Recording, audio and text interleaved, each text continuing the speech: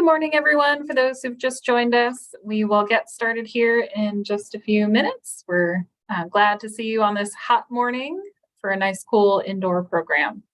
We will get started in just a minute here.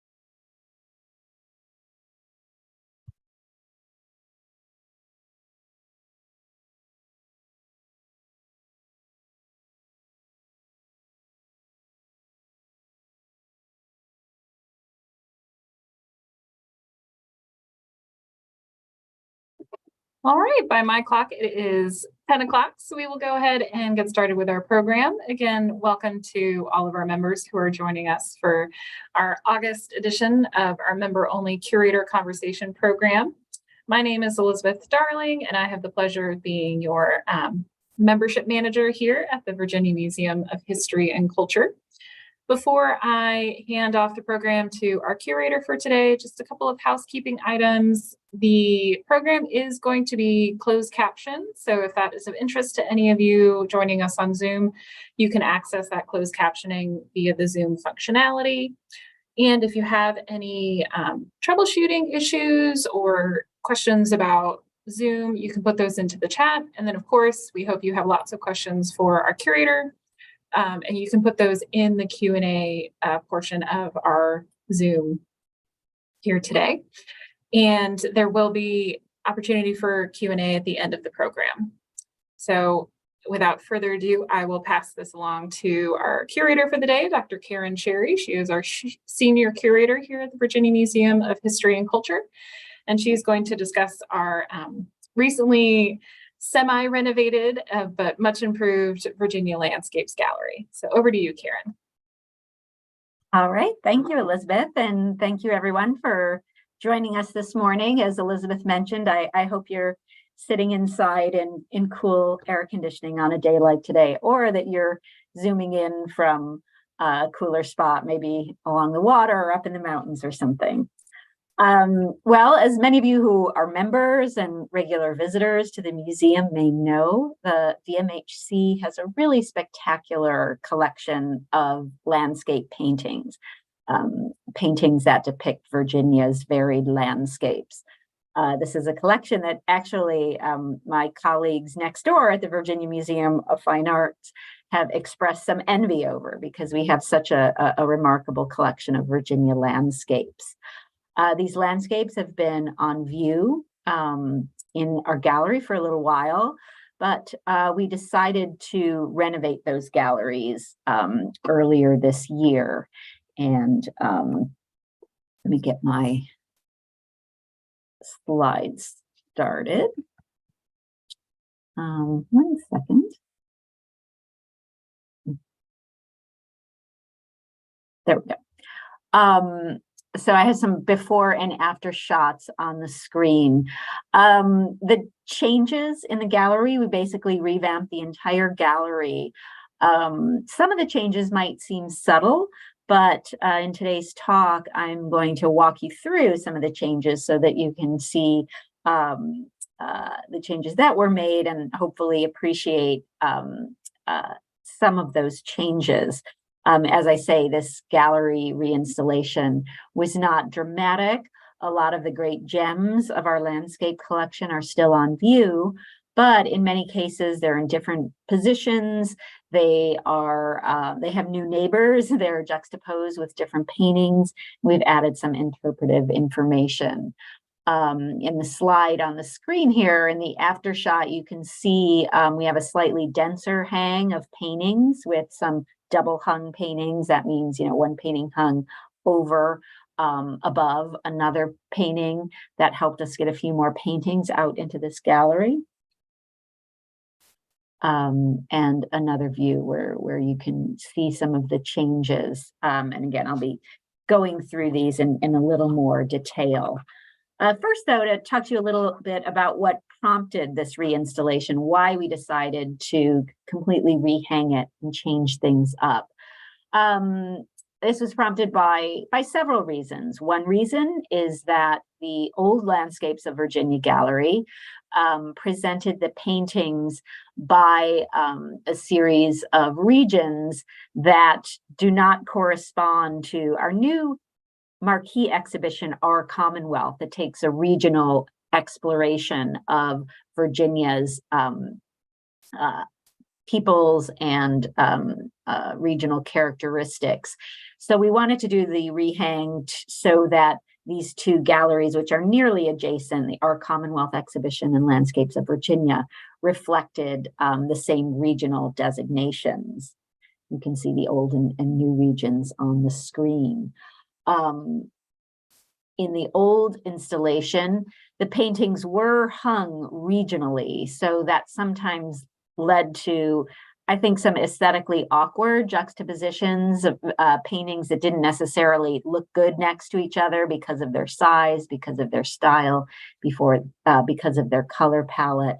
So not only did we categorize the paintings by regions that are consistent with the Our Commonwealth exhibition, but we also abandoned a regional installation so that we could make some better juxtapositions. Other reasons for the reinstallation are kind of practical. They have to do with the changing demands on our collection of landscape painting, our great natural bridge painting, a monumental and really fabulous work by Flavius Fisher, which is, I think, beloved, certainly among us staff, hopefully among you members as well. That was away for nearly 2 years on loan. It was part of a big exhibition exploring the natural bridge in American culture that our neighbors, the VMFA, hosted, and they borrowed this painting, and it traveled not just next door to the VMFA, but to other venues in that exhibition. So that painting was away for a while, which led to some changes in the galleries. When the painting was returned to us, we definitely wanted to get it back in the galleries. The changing accessibility of paintings because of loans is another thing that prompted some of the changes. In addition to our outgoing loans, paintings from our collection that get lent to other institutions, we have borrowed some landscape paintings for our galleries, and some of those loans got recalled. Some of those incoming loans got recalled from their institutions. And one example of that is this shipbuilding painting by Walter Green, Launching of Virginia, which was in the old installation, got recalled for loan along with some others. So we were going to have some gaps in the galleries. That was another good reason for doing a reinstallation. And also, the changes were motivated by a desire to showcase a greater range of landscapes from our collection, to have a greater diversity in terms of time periods, in terms of landscape subjects represented, and also in terms of the artists themselves. So I'll be looking at some of these works in greater detail a little later on, but this slide just shows you some of the new works that are on view in our landscape gallery. So as I mentioned, while many of the favorites, many of the real highlights of our collection are still on view in the gallery, there are also some new treasures. So if you haven't been through the gallery yet, I hope this talk inspires you to do so you can familiarize yourself with some really great paintings that have not been on view in a while. In curating the reinstallation, I very much wanted to diversify the artists represented. So there are several more women landscape painters represented. In the old installation, there was just one woman artist on view. Now there are 5. I also very, very much wanted to include some artists of color. but I've not succeeded in being able to do that. We don't have any landscape paintings done by painters of color. And that's not so surprising if you look at the history of landscape painting. There are very few Black artists or brown artists who were painting landscapes beginning in the 19th century, when landscape became a popular genre, became a popular subject matter in American art. And the reasons for that are cultural and historical. Most art academies did not accept Black artists into their ranks. They also did not accept women until the late 1800s. So if you were a painter, you didn't have access to the necessary training because art academies did not admit you.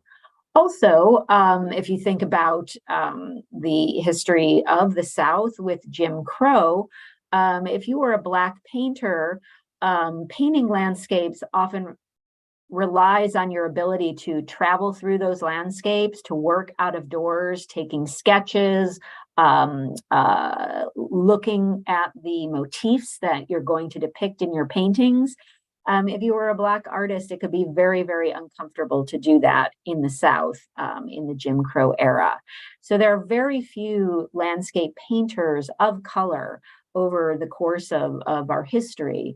One of the very few is Robert Duncanson. He did not work in Virginia, though. He was an Ohio artist, was affiliated with Cincinnati, showed and exhibited his works in New York and other art centers in the country, but he himself did not travel to Virginia. So I just wanted to give you a little historical background to help explain why there are no artists of color represented on our walls here.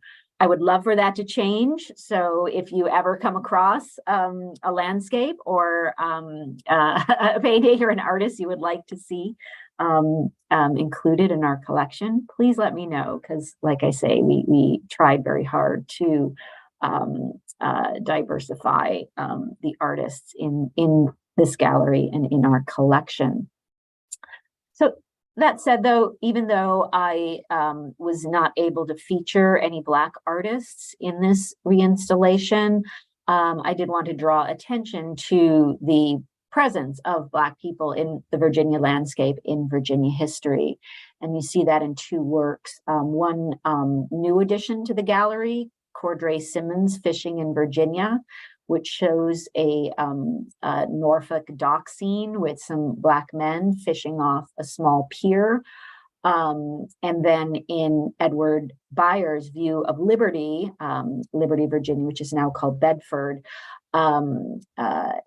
in the foreground of the painting, there's a scene of enslaved people harvesting a wheat field. So we call attention to the presence of Black figures in the landscape.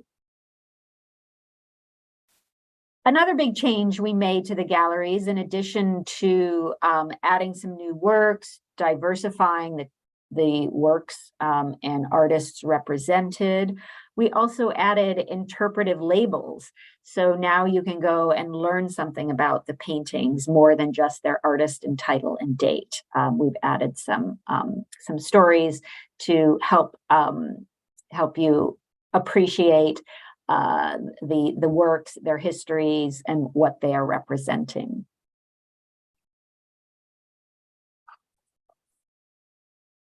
All right, so now I'm going to go through and just show you some of the new installations and talk about the changes and highlight some of the new things that you'll get to see when you come to the galleries in person. And I encourage you again to do that. These are beautiful paintings. Reproductions in a PowerPoint virtual slideshow don't do them justice. So again, I hope this talk inspires you to come visit the galleries and spend some time in person with these paintings. In reinstalling the gallery, as I mentioned, we abandoned a kind of regional arrangement. I instead approach the reinstallation by looking at thematic groupings and also groupings of paintings that maybe shared an aesthetic or a style or some other reason for arranging them together, for pairing them together. In one section of the gallery here, we showcase thematic grouping of paintings that depict historic sites, so landscapes that were somehow significant in Virginia's history. At the left of the screen, you'll see Andrew Melrose's view near Harper's Ferry from about 1880. Harper's Ferry was an important early industrial town in Virginia. It's now part of West Virginia, but until the Civil War, it was Virginia. It was also the site of John Brown's failed slave insurrection, and it was a strategically vital site during the Civil War that changed hands multiple times. And so here we have an artist who's been drawn to that historical landscape, and he alludes to some of that history in the foreground. There's a cannon in the foreground, a kind of abandoned cannon from the Civil War. The other two paintings in this little thematic grouping include Victor de Gray's Washington's House, Mount Vernon, as it's titled. De Gray was a French artist who never set foot in Virginia, but because Washington's home of Mount Vernon was so important in the history of America, it was such an important historical landmark that even foreign artists were inspired to paint it. And then the small painting in the lower right is John Gatsby Chapman's painting called The Relief of Jamestown, Old Times in the New World, which shows the Virginia colonists being rescued by the arrival of a new supply ship after the starving time in the winter of 1609-1610. So by grouping these paintings together, it allows you to think about ways in which artists have been drawn to Virginia history and how that history is reflected in or conveyed by the landscapes.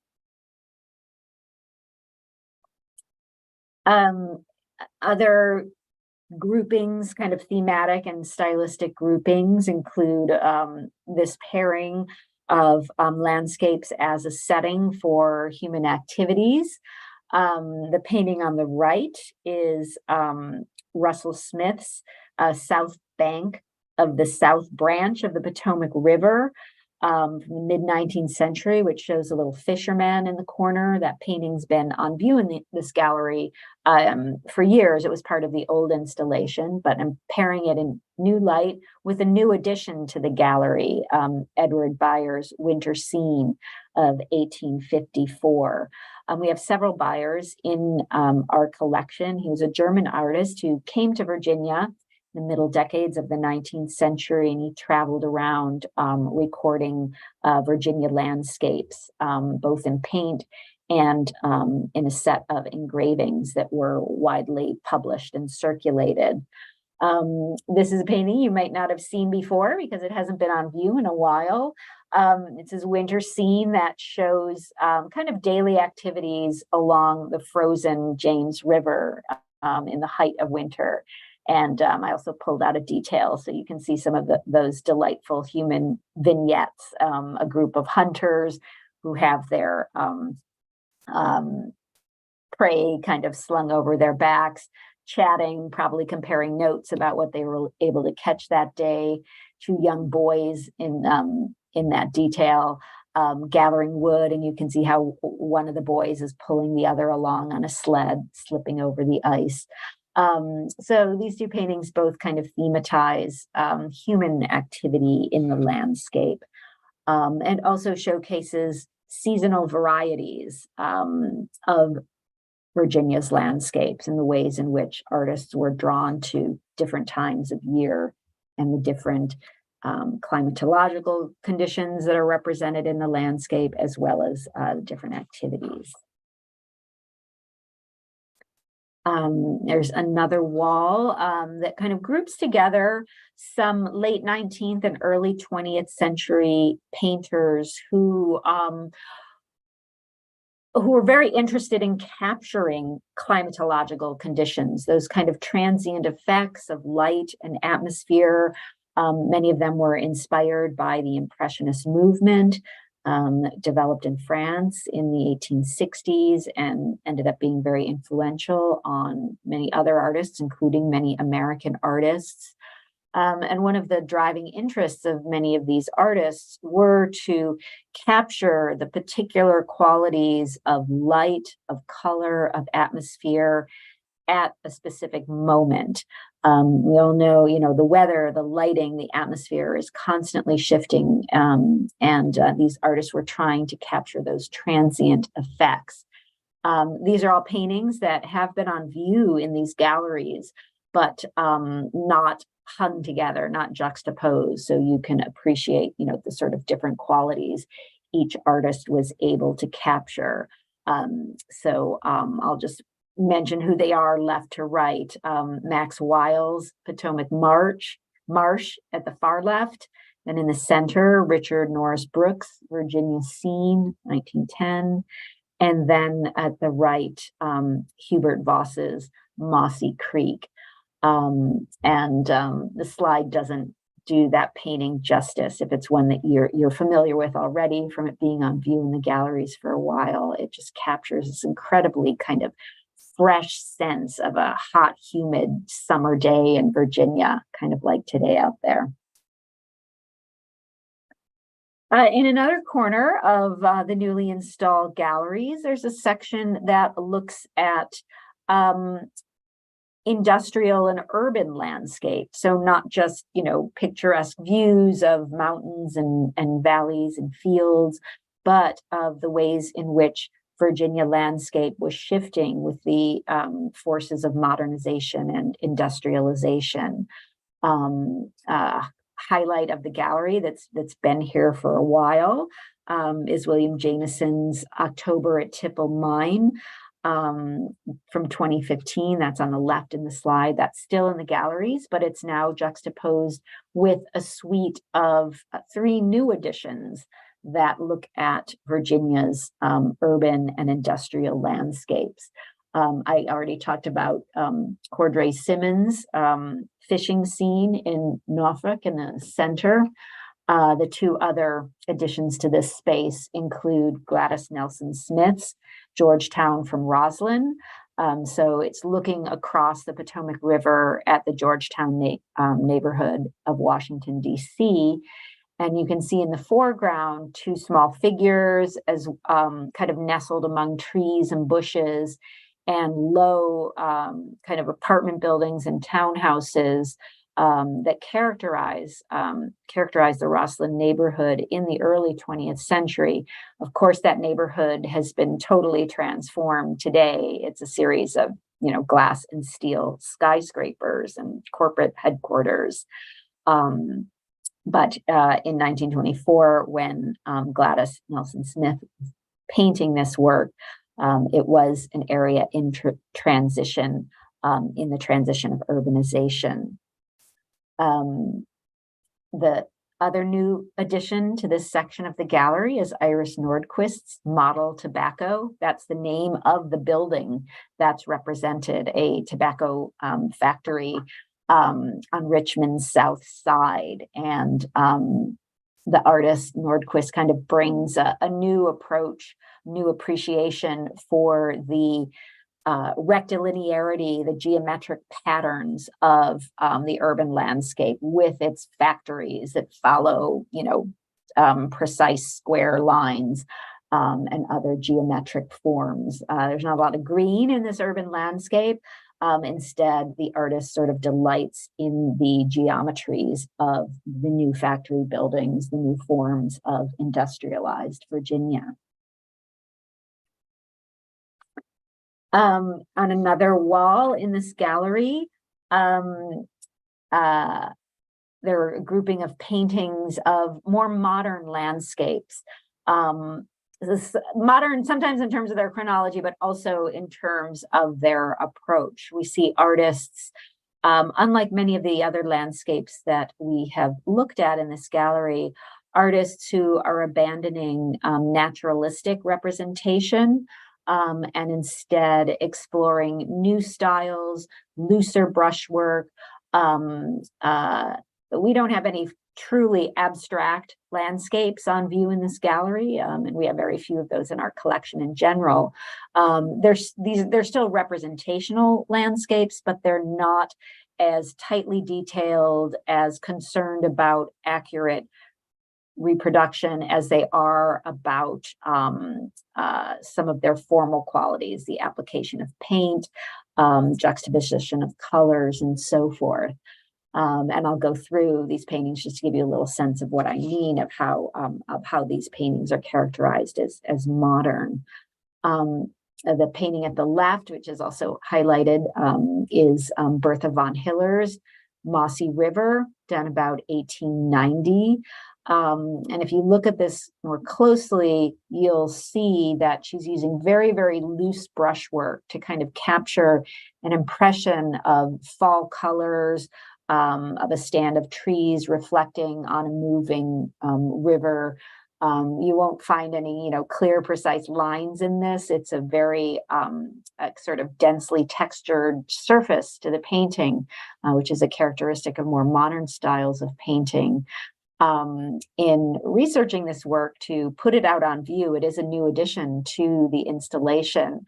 I became fascinated with Bertha von Hiller, and she was quite an unconventional woman. She immigrated to the United States with her family in the 1850s. She was a German immigrant. She began her career as a teenager as a champion distance walker, what was called at that time a pedestrian. Who knew that there was competitive long distance walking that was kind of an athletic spectacle in the 1860s and 70s? And von Hillern became nationally famous. There were these kind of walking tournaments staged in which pedestrians would walk around a track for 24, 26 hours at the time. And people would come and pay money. They would buy a ticket and they would come and watch these athletic competitions. And von Hillern became famous for that. And we have to, I think, remind ourselves to kind of appreciate this. This was an era in which women athletes were not a common sight like they are today. It was believed that women, should not be engaging in competitive athletic activities. So it made von Hillern quite a spectacle to be this young champion female athlete in that period. Well, she abandoned her athletic career in the 1870s to become an artist, and she studied in various places and then settled outside Stanton, Virginia, where she continued her career as an artist. She lived with several women in a house, and it was believed it was kind of a probably a group of lesbian women. So von Hillern was also unconventional in that regard. And I suspect it was her unconventional life that led her into somewhat regular arguments with her neighbors. There are some court records and so forth about her tangles with her neighbors. So very interesting character. And it was a fun story to learn about as I was digging out some unseen landscapes from our landscape collection to put on view in this new installation. Ernest Lawson's Radford Farm. It has been on view in this gallery for a while, but it now has some new neighbors. It's newly juxtaposed with other paintings that take a more modern approach to capturing the landscape. You can see that in Lawson's Radford Farm in the 1930s in his use of very jewel-like colors, not necessarily naturalistic colors, but these heavily encrusted surfaces of pure daubs of paint that one critic did describe like looking like encrusted jewels. Another new addition by a female artist to this gallery is Hazel Cameron Manx, Shantytown. She was active in Arlington. We don't know exactly what the subject of this painting is, but we think it's probably the outskirts of Washington, D.C. But I think you can see even in a reproduction how she's applying paint in these broad strokes. She was influenced by the French post-impressionist painter Paul Cézanne, and her application of paint. It kind of captures surface textures and makes the painting, it really emphasizes the surface of the canvas itself rather than capturing precise details of the landscape. So again, a different approach, a more modern approach to painting. And rounding out this section of modern paintings, we have one gallery favorite. This has been on view for a while, Rockwell Kent's Child Under a Tree, Virginia. But we have added interpretive information, and you might not know the story behind this. Rockwell Kent, who was an artist and a political activist and an illustrator, who was very much associated with not just the New York art scene, but with exotic travel. He worked in Maine, he worked in Greenland, he worked in South America. He was known as a kind of artist adventurer. You might not know why he came to Virginia and why he painted a work like this. Well, during the 1950s, Rockwell Kent, who had very progressive and leftist sympathies, he got in trouble with the House Un-American Committee. He was called in to testify and be accused of being a communist. Around that same time, he befriended the wealthy Virginia art patron, Joseph Ryan, who had a family estate outside Charlottesville in Nelson County. And Joseph Ryan offered his home as a retreat to Rockwell Kent when he was coming to Washington to testify in front of the House Un-American Committee. So that's what brought Rockwell Kent and his very distinctive style, seen here in this painting, in its kind of simplified forms and kind of high-keyed color palette. That's what brought Rockwell Kent to Virginia, and you can now learn about that in the new interpretive labels in these galleries. And then a new addition to the gallery is Charles Arnold's Salt Marsh Chincoteague of 1988. Arnold was a Richmond painter who was fascinated with painting oceans and tidal marshlands, as you can see in this painting. And while the landscape is still recognizable as a salt marsh, it's still recognizable as the Chincoteague landscape, when you go and look at this painting, you'll see that his brushwork kind of starts to approach abstraction. You'll notice it especially in the foreground where he's painting the reflections of cloud and light on the water. And is using, kind of black and white strokes of paint that take on an almost abstract quality. So that gives you some highlights of the changes in our galleries. And if you haven't seen them yet, I encourage you to do so. I think, I'm biased, of course, as a curator who organized the reinstallation, but I think the new arrangements of the paintings and the new varieties of works that we showcase will give you a deeper appreciation for the myriad ways in which artists across almost 200 centuries, the paintings on view in these galleries represent almost 200 years of artistic activity. I hope that this new installation gives you a deeper appreciation for that. And just as a reminder that, our galleries do change periodically. We do have to make adjustments to accommodate works going on loan. William Sontag's Shenandoah Valley used to be on view in this gallery, but it's being borrowed by the governor's mansion for a new art installation at the governor's mansion that opens next month. So, our paintings sometimes leave the building and go on view elsewhere.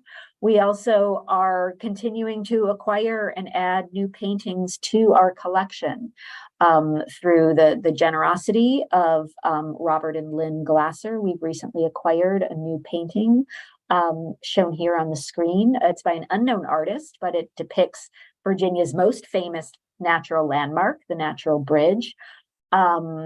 You can see that the frame is quite heavily damaged, so the painting needs to go and get a new frame. So it's not on view yet, but it is the newest landscape addition to our collection, and it will get utilized as soon as we have a new frame for it. So those are the end of my formal remarks. I'm happy to take your questions, so please go ahead and put any questions you have in the chat. I'm going to stop sharing my screen now.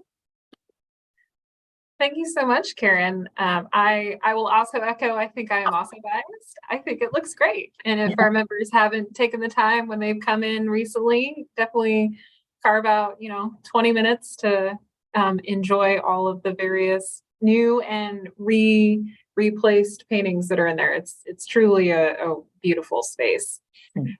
Please take your time to put in your questions into the Q&A section of Zoom. And we do have one question here for you, Karen. So the question is, I applaud the inclusion of more urban views and the new installation in general. I miss, however, what I think was a Dara oil sketch. Can you say a bit about Dara and gift of his works? Yes, we still have the work of Dora on view in the gallery. I didn't showcase that in today's presentation. In part, I didn't want to show you everything. In the interest of time, also in the interest of encouraging you to come and see the galleries yourself. But the museum, we do have large holdings of here, Dara, who was a Spanish artist who worked in France.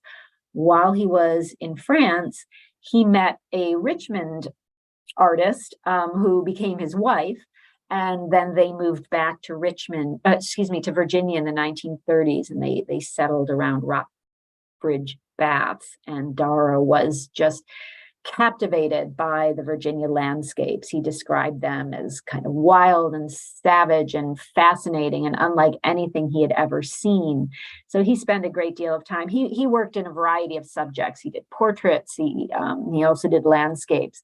But many of his landscapes depict the scenery outside of his home.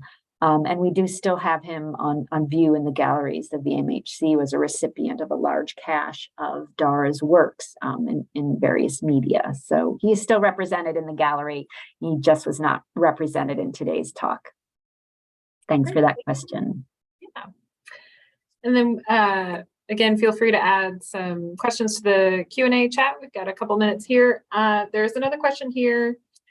Karen, for the paintings that we have in our collection, do we have paintings of landscapes that are now no longer part of Virginia? So do we have landscapes that are now West Virginia, parts of Tennessee? Do we have that in our collection? Well, the Harper's Ferry painting that I showed earlier, technically that's now part of West Virginia, but because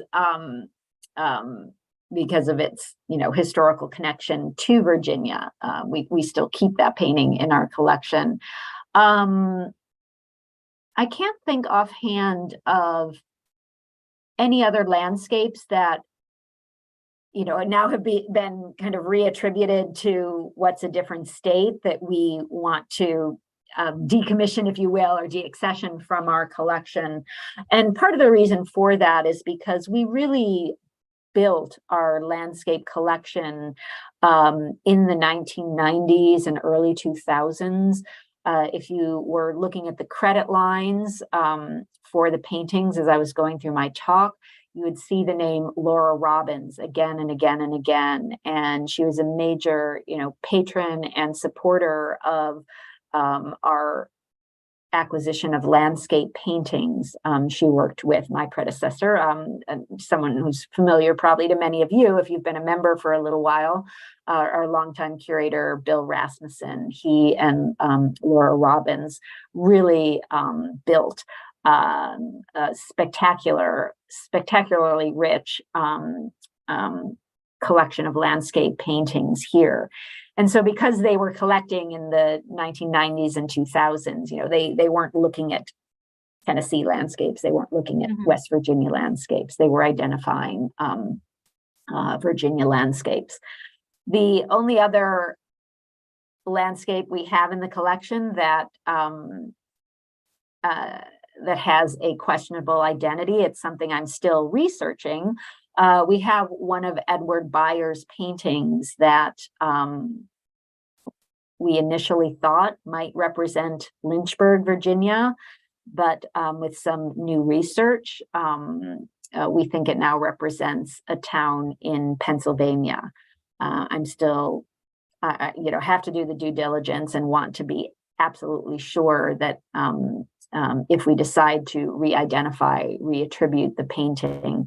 If we do that, we probably will deaccession the painting because of our mission as a museum is to represent the history and culture of Virginia, not of Pennsylvania.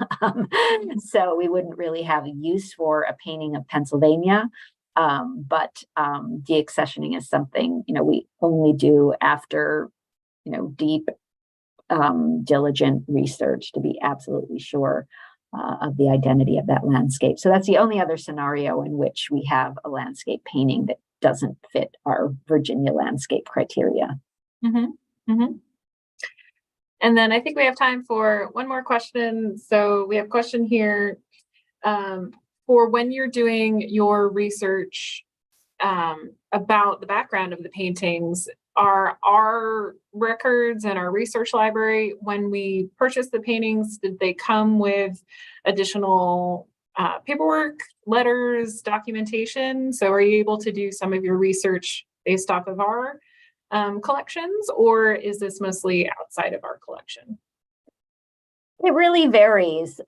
Sometimes we get that kind of related documentation with a painting. And I'm trying to think if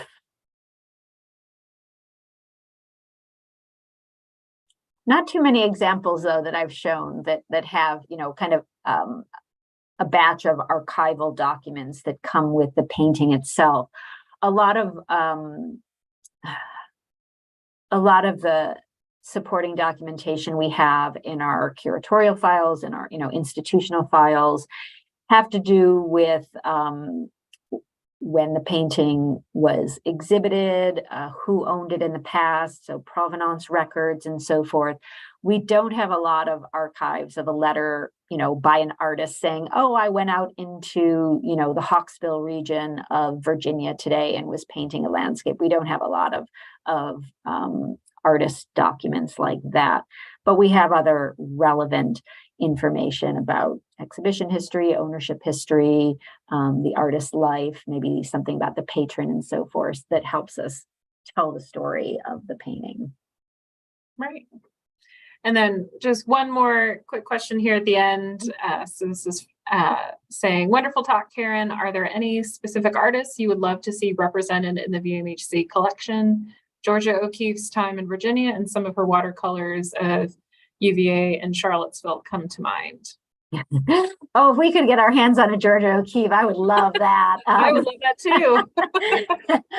Alas, we would need a big donor to step up given market prices for Georgia O'Keeffe.